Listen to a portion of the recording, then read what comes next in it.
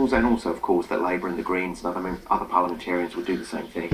Well, of course, a big concern for the current government, and of course, any government into the future, is seeking ways to make the pension sustainable in the long term, particularly given we have an ageing population. Is there any alternative to the way that this process has been undertaken?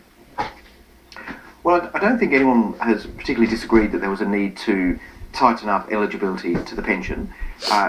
The problem is that the taper rate at the moment of $3, which, to very briefly explain, for anyone with $1,000 above, for a single, for example, $250,000, anyone with assets above $1,000 loses $3 from their pension per $1,000. Now, that taper rate is too harsh. It provides a disincentive to save.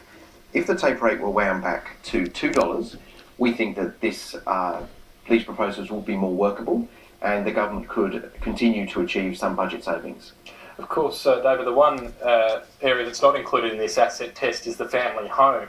Is there an argument for including the family home in that asset test so that over time you actually do have a system that, supports those who most need it?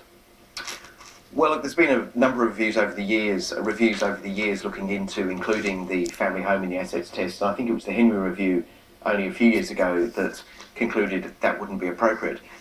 One of the issues here is that the family home is incredibly important, or having a home is incredibly important to the quality of someone's retirement, both financially but also psychologically. It's, as people retire, they often become more vulnerable. It's the place in which they possibly lived all their life, they're close to their friends. It's a very, very important part of the quality of people's retirement, as I said, both financially and psychologically. So we don't support including the family home in the assets test.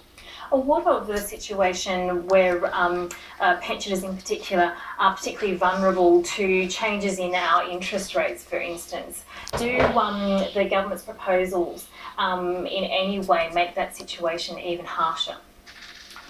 Well, the challenge, of course, at the moment is that the interest rates are so low that many pensioners have got relatively conservative investments. They're often reliant on interest rates, whether through savings accounts or even through their investments in superannuation. With low interest rates, they obviously cannot generate a particularly high return. And again, so the effect of these changes to the pension asset test merely makes that issue greater.